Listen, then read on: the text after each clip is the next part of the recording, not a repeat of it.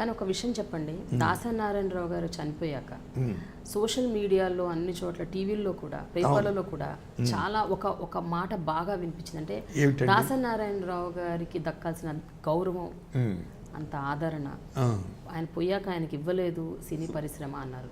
దీన్ని మీరు నమ్ముతారా? కరెక్ట్ అంటారా కాదంటారా? అంటే నాకు తెలిసి కొంతమంది పెద్ద హీరోలు అవుట్ ఆఫ్ కంట్రీలో ఉండిపోయారండి. టు బి ఫ్రాంక్ చెప్పాలంటే ప్రొడ్యూసర్లు కానీ ఇప్పుడు చిరంజీవి గారు, బాలకృష్ణ గారు, నాగార్జున ఫ్యామిలీ అండి, తర్వాత ఏమో తమ్మారెడ్డి భరద్వాజ అండి, ఒక అల్లు అరవింద్ గారు, దిల్ రాజు గారు, ఇలాంటి వాళ్ళందరూ మొత్తం అప్పుడు తానా ఫంక్షన్. రాఘవేంద్రరావు గారు, ఇప్పుడు గురువుగారికి ఏదైనా జరిగిందంటే ముందుండే వ్యక్తి రాఘవేంద్రరావు గారు, తమ్మారెడ్డి భరద్వాజ అండి. అలాగే అల్లు అరవింద్ గారు, చిరంజీవి గారికి ఉన్న రిలేషన్ మీకు తెలుసు, ఫ్యామిలీ రిలేషన్ అండి వాళ్ళది, మీకు ఐడియా ఉండుంటుంది. కెమెరామెన్ హరేన్ ఉండేవాడు గురువు గారు మేనలుడు. ఆ మేనలుడు వచ్చి చిరంజీవి గారు పిన్నిని చేసుకున్నాడు. సో ఆ విధంగా బంధం వాళ్ళకండి టోటల్గా. సో సినిమా ఫీల్డ్ ఎన్ని గొడవలు ఏమున్నప్పటికీ కూడా వాళ్ళు ఆ విధంగా ఎఫెక్షనేటివ్గా ఉంటారండి. సో వాళ్ళు రాలేదండి. ఇకపోతే ఇక్కడ ఉన్నటువంటి ఇండస్ట్రీలో ఉన్నటువంటి యంగ్ హీరోస్, నేను అనేదండి, యంగ్ హీరోస్ సినిమాలకి, చాలా సినిమాలకి ఆడియో ఫంక్షన్లకి వెళ్ళాడు ఆయన దగ్గర పనిచేయని యంగ్ హీరోలకి ఆయన ఏ ఫంక్షన్ పిలిస్తే ఆ ఫంక్షన్కి వెళ్ళడం అనేది మీకు తెలియదు కాదు. ఎవరు వచ్చి అడిగినా, పాపం ప్రొడ్యూసర్ అడిగినా, అది అడిగినా, ఇది అడిగినా వెళ్ళిపోడు. వాళ్ళు రాలేదండి. దాంట్లో మాత్రం కొంత నిజం ఉందండి. 100% నేను చెప్తున్నాను, నిజం ఉంది. ఊళ్ళో ఉండి కూడా రానోళ్ళు ఉన్నారే, వాళ్ళని అసలు క్షమించకూడదండి. ఎందుకంటే ఏదైనా డిస్ప్యూట్ వస్తే మీరు ముందు వస్తున్నారా? ఏదైనా ప్రాబ్లం వస్తే వస్తున్నారా? ఓ పిక్చర్ ఓపెనింగ్ కావాలంటే వస్తున్నారా? ఓ పిక్చర్ ఆడియో ఫంక్షన్ కావాలంటే వస్తున్నారా? తీసుకెళ్తున్నారా? మరి రాలేదే. అది నిజంగా కూడా ఆ పేపర్లో రాసింది న్యాయం అనిపించిందండి నాకండి కొంత.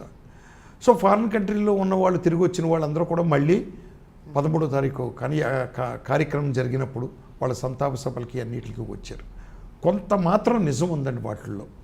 అది నేను అనేదండి. ఇప్పుడు నేను ఒక్క విషయం చెప్తున్నానండి. దిల్ రాజు గారు ఉన్నారండి. దిల్ రాజు గారితో నాకు కనెక్షన్ లేదండి. నేను ఆయన సినిమాలు చేయలేదు, ఏమీ చేయలేదు, క్లోజ్నెస్ కూడా లేదు. ఎక్కడన్నా కనిపిస్తే నరసింహారావు గారు బాగున్నారా అంటాడు ఆయన, నేను బాగున్నాను సార్ అంటాం, అంతే, అంతవరకే. మొన్న వైఫ్ పోయిందండి, ఆయన లేడప్పుడు, నేను అవుట్ ఆఫ్ స్టేషన్లో ఉన్నాను.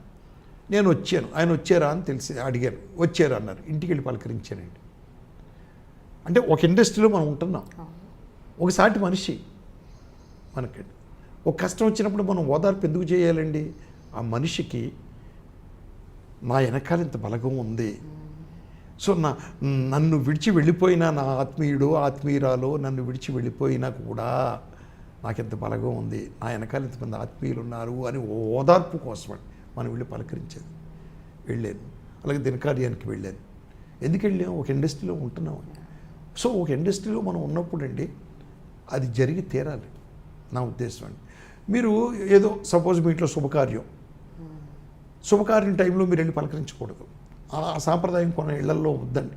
అది దాన్ని క్షమించేయచ్చు, లేదా out of city, out of country చేసేయచ్చు. ఇది మాత్రం తెలిసి ఉండి ఏ ప్రాబ్లం లేకుండా మీరు ఏంటి దాసనారాయణ గారు మనకి మనం ఎక్కడ పని చేసాం, ఏం చేసాం, మొన్న ఏదో ఒక ఆడియో ఫంక్షన్ ప్రొడ్యూసర్ తీసుకొచ్చాడు కానీ నేను కాదు కదా అడిగింది అని కూడా తప్పు అండి. అది అలా కొంతమంది రాలేదండి.